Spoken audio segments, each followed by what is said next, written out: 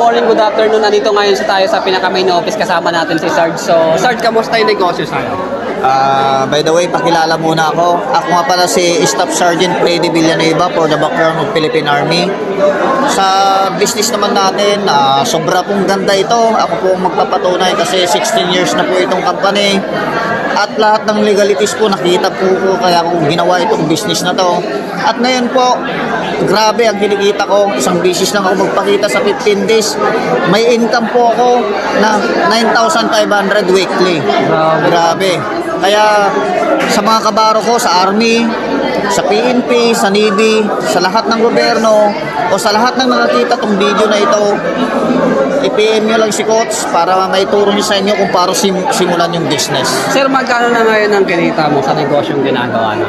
Grabe, nababaliw ako kasi ang weekly ko talaga, sir, 9,500.